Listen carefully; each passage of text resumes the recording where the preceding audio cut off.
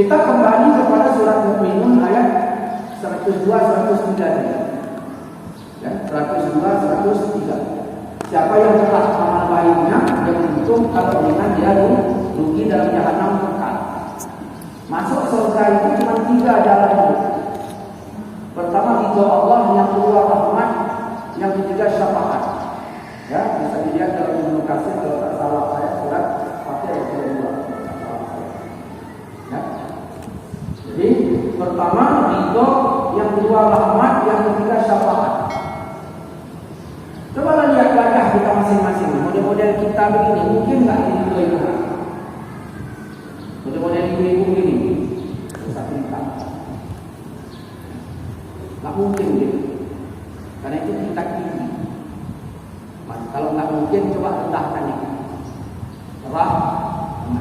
Apa saja yang kita kerjakan sejak bangun pagi sampai tidur malam, jika kita orang yang malas silahkan. Apa saja model-model kita ini? Nggak mungkin.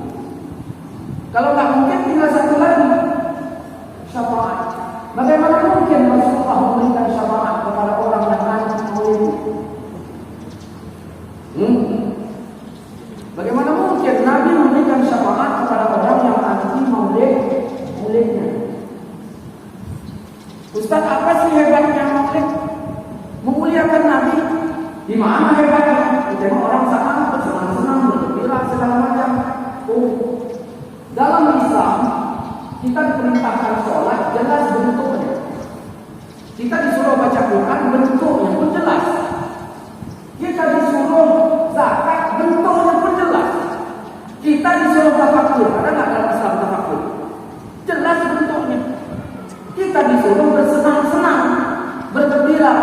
Beda, bergembira beda sama tafakur. Kalau tafakur untuk bawaannya, kalau bergembira tidak. Nah, siapa yang bergembira? Quran. Apa kata Quran? Wa bizalika falyafrahu. Hendaklah mereka bergembira. Maka saya tanya di sini, Ustaz, bagaimana Ustaz memandang zikir ini? Cibai Parol. Masalahnya sedang gembira atau takut? Kalau dia Allah menyuruh takut gini, Allah menyuruh gembira, ya udah gembira lah. Ekspresi orang gembira macam-macam. Allah menjadikan suku berbangsa-bangsa, untuk saling mengenang. Dan setiap suku itu beda-beda cara gembiranya. Siapa yang menyuruh gembira? Allah.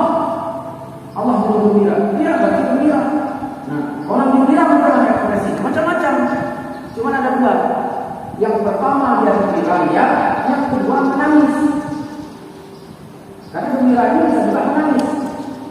Wah, udah 20 tahun anaknya tak nampak. Bertanya, Pak, mana saya? 20 tahun, sebelum tsunami dia datang kepada Aceh. Sampai sekarang ada kabarnya, sudah 20 tahun. Makanya 3 hari, 5 hari, 40 hari, setahun aku sudah kalau sama dia. Sudah datang surat. Begitu datang surat, dia baca maulid. Rupanya dari anak yang dari saya dulu. Assalamualaikum ayah, mudah-mudahan ayah dan mas sehat selalu. Aku selama ini tak kirim surat juga, aku tak tidur sama ayah. Aku tidurnya sama ayah. Cuma ada masalah, nanti kalau aku pulang kita ada masalahnya. Menetes air mata waktu dia kita. Saya tanya, wah menetes air mata ini benci apa gimana? Enggak, gembira. Rupanya lewat gembira sampai meneteskan air mata. Kata Allah, wa bizalika falyafrahu. Hendaklah mereka bergembira. Makanya ketika maulid mahalul qiyam, kadang-kadang ada yang sampai meneteskan air mata, maka sentuhan itu hati. Apalagi kadang-kadang kalau pakai selawat, ya hanana, ya hanana, ya hanana, ya hanana. Bisa terjadi. Kenapa? Karena gembira. Ustaz, aku dah gembira, berarti aku dapat pahala. Kapan kau gembira? 2 hari yang lalu. Kenapa? Malamnya kau kan mimpi di awal. Aku pasal 64, menang. Bukan itu. Gembira kedua, qul bi fadlillah wa bi rahmatihi. Dalam surat Ibrahim ayyamillah. Apa hadis dari Ubay bin Ka'ab Rasulullah tafsir? Apa kata Syekh yang Safar? Apa kata Ibnu Hajar kami dan Asqalani? Apa kata Imam Suyuti pada diri Nabi? Ya, nikmat, karunia, rahmat. Ya. Jadi Nabi Muhammad itu bertabur rahmat, karunia, nikmat. Hendaklah mereka bergembira. Maka dari situlah ulama mengatakan, Ibnu Hajar mengatakan, diambil dari ayat Ibnu Hajar, Imam Suyuti mengatakan diambil dari Ibnu Hajar al-Hantari dan Asqalani, maulid itu baik berdasarkan ayat ini. Kenapa? Karena kita disuruh gembira terhadap karunia dan rahmat. Tidak ada yang full karunia dan rahmat kecuali pada sosok Nabi kita Muhammad sallallahu alaihi wasallam. Allah mau kita gembira. Ustaz, daripada kamu bergembira maulid ngangguk-ngangguk ini, lebih baik baca Quran dapat 5 juz.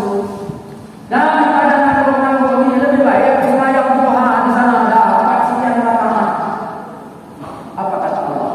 Kegembiraan itu lebih baik dari apa yang mereka kumpul. Kau katakan ahli Quran 30 juz, kau katakan ahli hadis 30.000 hadis, kau katakan ahli yang lain wajib Tuhan dan sebagainya. Tetapi ketika tak ada gembira kepada Nabi Muhammad, pertama Allah sudah menyalahi Al-Quran. Kalau kau anti kepada gembiraan itu, ketika kau anti kepada Quran, maka termasuklah orang yang sillah, orang yang menentang Allah Subhanahu wa Ta'ala. Nah, jadi jangan main-main. Jangan kita anggap pahala maulid. Kemudian jaga bapak juga jaga. Kalau datang maulid, anggaplah sedang menjadi tamu Rasulullah. Ini yang penting. Kita bertamu menjadi tamu Rasulullah. Jaga adab. Perkara-perkara adab yang diajarkan Nabi jaga. Karena kita sedang menjadi tamu. Ustaz, kalau begitu ada nggak pantangannya? Artinya hal-hal yang kami lakukan selama ini pahalanya besar. Ada nggak yang menyebabkan kami terhalang dari surga? Ada. Apa itu? Baca surat Qasas 83. Tilka darul akhirah, kata Nabi, kata Allah. Demikian yang di akhirat itu. Naj'aluha, kami jadikan lillazina la yuriduna uluwan, untuk orang yang tak pengen tinggi. Itu kata Allah. Jadi surga itu diciptakan untuk orang yang tak pengen tinggi. Bapak, ibu ahli Quran, ahli ibadah, tapi dalam hati pengen tinggi. Surga bukan begitu. Tolonglah bikin rumah. Katanya masukin, ini rumah untuk siapa? Untukku. Yang dibikin tolonglah, iya untukku. Katanya, tolonglah untukku. Bukan, mana yakin? Nggak ada hubungan. Kata Leman, untukku bukan untuk dia. Tolonglah untukku. Bukan, nggak yakin. Katanya, tolonglah untukku. Atau bikin rumah untuk siapa? Untuk adil, untuk cucu. Batal kata Leman, batal kata Leman. Kita banyak kelompok Islam mengaku ahli surga. Sehingga ini surga milikku. Apa kata Allah? Tilka darul akhirah. Demikian di akhirat kami jadikan untuk orang yang tidak pengen tinggi. Siapa itu yang pengen tinggi? Fir'aun. Fir'aun ngaku Tuhan. Hebat tak Fir'aun? Hebat ngaku Tuhan. Allah tunjukkan, Fir'aun kau bukan Tuhan. Bagaimana caranya? Allah keringkan sungai Nil itu sekering-keringnya. Mati ternak orang pun mau mati. Maka datang unjuk rasa kepada Fir'aun. Wahai Fir'aun, tolong, kau sering minta pajak dari kami. Sekarang kami minta kepadamu karena kau Tuhan. Isi sungai Nil ini dengan air supaya gampang kami bertani. Bisa Fir'aun? Mana bisa? Orang bukan Tuhan. Lahir dipanggil Satpol PP seluruh sini. Ya kan aku kan ada Satpol PP ini. Orang ini juga cara namanya apa tahu saya. Usir. Ada solusi, ada panggil lagi, datang lagi merasa, usir lagi.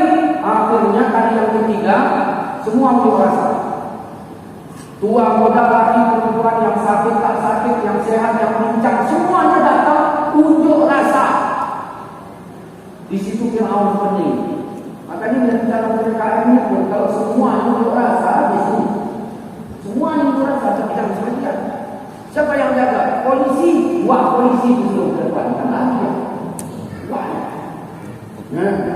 Kapolres. Mutual semua. Kan lagi ya. Unjuk rasa. Kita kan sebagian-sebagian, makanya nggak bisa. Datang unjuk rasa semua, pening Fir'aun. Bagaimana Fir'aun? Kalau kau tak mau menyembah aku lagi, kata Fir'aun, jangan tinggal di negeri ini. Itulah kata Fir'aun. Oke, berangkatlah semuanya. Semua rakyat Fir'aun meninggalkan Fir'aun. Di situ peningnya kepala Fir'aun. Ini kalau semuanya meninggalkan negeri, aku makan apa? Yang bertani siapa? Pening dia. Ini kalau semuanya pergi tinggalkan negeri, siapa lagi yang mau bertanam? Siapa yang menanam padi? Akhirnya bagaimana? Disitulah Fir'aun sujud. Sujud Fir'aun. Yang tinggi tadi sekarang jatuh sujud, dibenamkannya kepalanya ke dalam pasir sampai akhirnya tertenggelam. Apa kata Fir'aun? Ya Allah, ya Allah, aku datang sebagai hamba yang lemah. Aku mohon bantuan, penuhkan sungai Nil dengan air. Lama dia sujud, bangun pintu sungai Nil sudah penuh. Kita kalau takut doa itu memang hebat kan? Fir'aun takut. Begitu lihat air sampai penuh, naik dia ke atas menara. Apa kata dia? Hei rakyatku, apa yang kalian minta tak terpenuhi. Kita pun kadang-kadang menjadi Fir'aun ini ada masalah sujud, begitu dapat, tidak lain cerita. Itu Fir'aun punya gaya-gaya ya. Akhirnya bagaimana?